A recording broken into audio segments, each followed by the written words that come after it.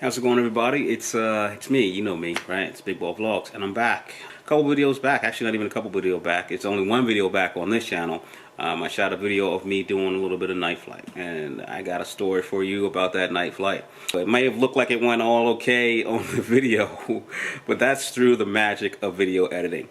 On that night of doing that night flight, I actually almost lost my Mavic Pro. It came tumbling out of the air, and it scared the living daylights out of me. Even though I thought I had clear line of sight or clear visibility on my environment, trying to be safe, I grazed something, and it knocked that Mavic Pro out of the air. So if you watch the video, and if you haven't seen the video, I will leave. Actually, I got to do it on this side because I remembered the watch is the side that the card pops up on.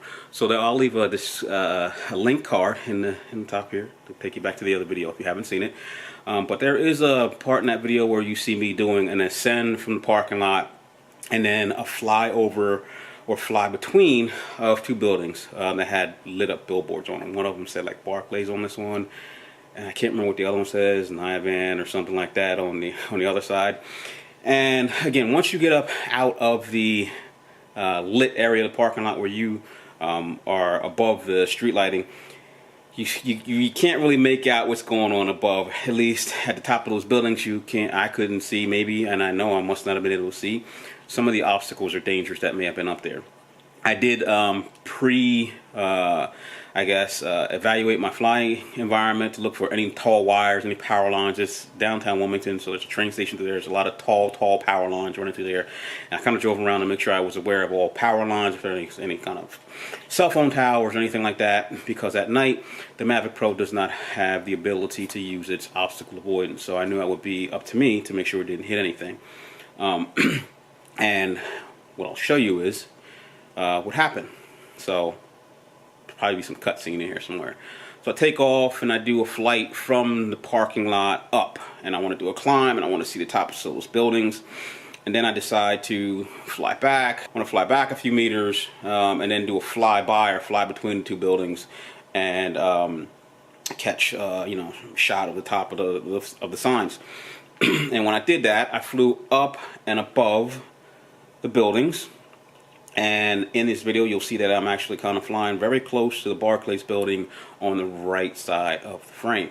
And I went across the catwalk up there, and I could see the catwalk in the screen. I actually had to dim that video down to take out a lot of the graininess of it shooting at ISO 3200, but I had to darken that up. But I actually saw that I flew like probably right over top of that catwalk. So here's a drone, and I could probably see that I'm flying over top of that catwalk. Didn't look like I was going to hit it. It looked like I was flying over top of it. So if my hand's the catwalk, it looks like I was flying over top of it, but not close enough to it.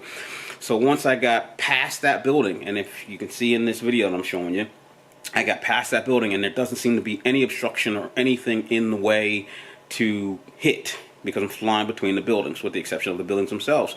And once I flew past the Barclays building, I decided that I was going to back out and try to catch the Barclays sign. So I'm going to back out this way and catch the Barclays sign, and do a pullback on it. So as I'm backing out, and you'll see in this video, as I'm backing out, I'm coming back and to the right, or actually back into the left, counterclockwise. All of a sudden, boom, tumble, drone falling out of the sky.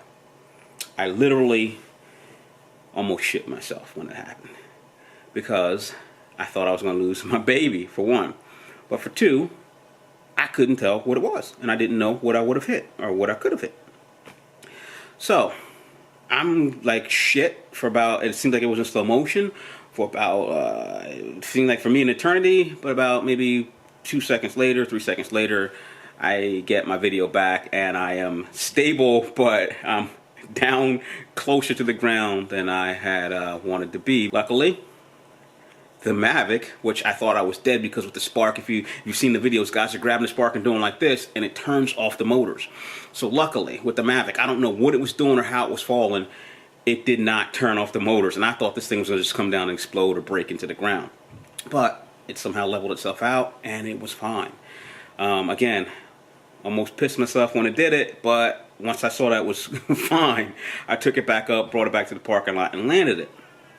So what happened to the Mavic? And this is the crazy part, because I don't know what I hit. I got this thing back and I inspected it. I'm like, what did I hit? What's going on? What happened? So if I flip this over, and I have removed the other one, but the thing that was missing is one of these back feet here. And it was, this one was still here, but the one on the right side, lower side, was missing. So that was the first thing I noticed. The second thing I noticed was the fact that this propeller, or these propellers, maybe I should say, if I can get that to focus on that, this way, there you go. So what I noticed was these propellers had scrapes on the bottom. See the scrape there, and the scrape there. There's no scrape here, so there's no scrapes on the edge of the blade itself. And if you look at the blade from the top, there's no I almost missed it. There's no damage on the top part of this blade. The actual damage is on the bottom part of the blade, scraped across the bottom of the blade. So when I was backing out, and I don't know what it was, I'm thinking it was a wire that I couldn't see, maybe suspended from the two buildings. This blade hit one of them and knocked this drone out of the air. And like I said, very, very, very scary thing. So, leveled off, brought it back, inspected it, checked all of my settings, checked my compass calibrations and everything seems to be fine. And the Mavic itself has no damage other than missing that one little cap, that foot cap that goes in there, and the scrape to the bottom of the propeller. The propeller's not broken or compromised in any way, but it was a very scary thing. Now, here's something that happened afterward, which I had my first encounter with DJI customer service.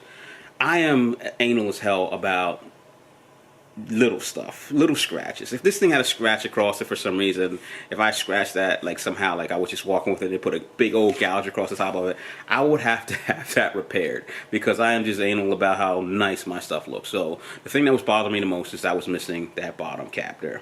In fact, like I said, there was one there, and they don't really touch the ground because these things keep the drone off the ground, but to me that was aesthetically unpleasing, and I needed that cap. So I called up DJI's customer service. I'm like, hey, I need this cap, and I was wondering if you could sell me one. And they were like, no, we cannot sell you one, sir.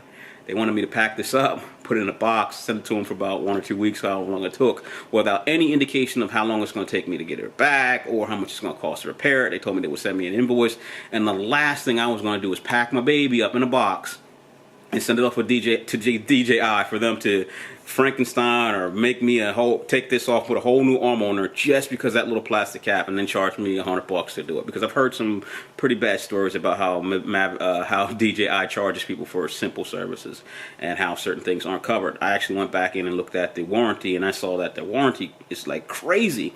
It's like this part is covered for 6 months, this part's covered for a year. The whole drone should be covered. The remote control's not covered, but the remote control came with the drone. I mean, there's like a whole bunch of different scenarios when you look at their warranty policy, which tells me that DJI needs to get their shit together, man. Like, I love this freaking drone, but all the horror stories I've heard about customer service and some of the videos that I've seen about customer service where, you know, guys are like, hey, my drone flew away, and then DJI's like, sorry for your luck. The best we can do for you is give you like 30% off of, or I don't know if it's a drone for 30% or 30% off of a drone. Excuse me. I've also heard some pretty good stories. Well, hey, yeah, my drone flew away from me and DJI replaced it. I'm not sure what the difference was between the ones that didn't get a replacement and the ones that did. But yeah, I think that as a customer, I expect a little bit more, I guess, I don't know, flexible customer service. Is that right? Is that the way I want to say that? And the reason I say flexible customer service is because little stuff like this, or if you don't have DJI Care Refresh and you want to get one of these because you've bumped your drone into a wall or something like that, they should be like, yeah, here's the part, we'll send it to you. I've dealt with countless companies when it comes to drones, when it comes to RC, it comes to pistols. You know, if I Glock for one, I'll use Glock because I'm a pistol guy too. If I call Glock and said, hey, something went wrong with my Glock, they don't tell me to send the whole Glock back so they can pull it apart and put a spring in it. They send you 2 springs in a box and say, sorry about your inconvenience. DJI was just like, nah, man, send it back to us. We'll look at it and then send you a bill, which I wasn't a fan of. So I guess that's a little bit of a, I don't know what you call it, like a negative for me.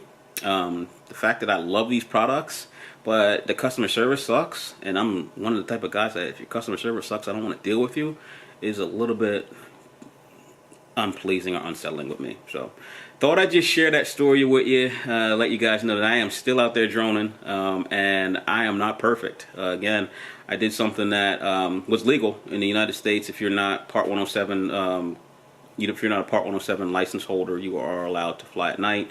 I definitely didn't, try to fly any.